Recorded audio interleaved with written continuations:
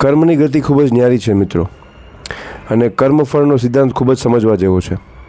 તો આપણે એ વસ્તુને અહીંયા સમજીએ એક ઉદાહરણથી. તો દોસ્તો, રામાયણના ટાઈમ પર શ્રવણકુમાર પોતાના માતા પિતાને, અંધ માતા પિતાને એ પોતે તીર્થયાત્રા કરવા માટે લઈ જાય છે.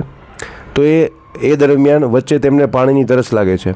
તો એ તળાવ પર પાણી ભરવા માટે જાય છે, અને એ જ સમયે બરાબર રાજા દશરથ ત્યાં શિકાર કરવા માટે નીકળ્યા હોય છે.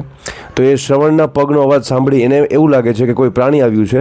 તો એ પોતે એ અવાજની દિશામાં બાણ છોડી દે છે, અને એ જે તીર જે છે સીધું જ શ્રવણની છાતીમાં લાગી જાય છે, અને શ્રવણનું ત્યાં જ મૃત્યુ થઈ જાય છે. તો અહીંયા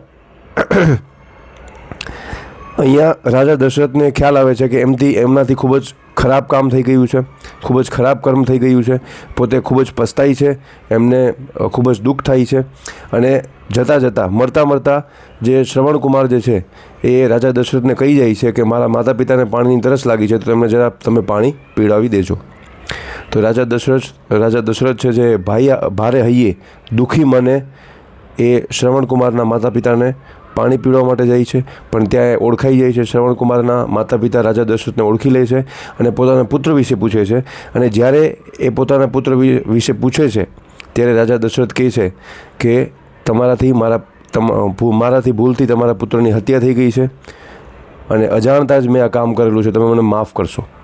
પણ એ બંને માતા પિતા ખૂબ જ વિલાપ કરતા હોય છે પોતાના પુત્ર માટે, અને ખૂબ જ એને દુઃખ થતું હોય છે. તો એ ગુસ્સામાં આવીને વિલાપ કરતાં રાજા દશરથને પણ શ્રાપ આપે છે કે જે રીતના અમે અમારા પુત્ર માટે વિલાપ કરીએ છીએ પુત્ર વિયોગમાં, એ રીતના તું પણ પુત્ર વિયોગમાં વિલાપ કરીશ.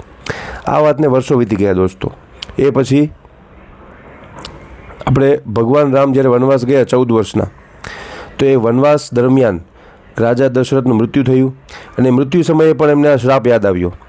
ઓકે, અને અહીંયા જોવાની વાત એ છે દોસ્તો કે મૃત્યુ સમયે પણ ભગવાન રામ એમની સાથે હતા નહીં, અને એમનું મૃત્યુ પણ ભગવાન રામ વગર થયું. એટલે કે એ પોતાના પુત્ર માટે વિલાપ કરતા રહ્યા, પણ છતાં પણ એમના અંતિમ સમયે ભગવાન રામ તે હાજર રહી શક્યા નહીં. તો દોસ્તો, એ સમજવા જેવી વાત એ છે કે આપણે કોઈ સામાન્ય માણસ હોઈએ કે કોઈ ભગવાન હોઈએ, છતાં પણ જે કર્મનો સિદ્ધાંત છે કોઈ દિવસ કોઈને છોડતો નથી. એટલે હંમેશા આપણે જ્યારે કોઈ પણ કર્મ કરીએ ત્યારે જોઈ વિચારીને કરવું જોઈએ દોસ્તો, કે આપણી ઉપર એમની ભવિષ્યમાં શું અસર થશે તે આપણે જોવું જોઈએ.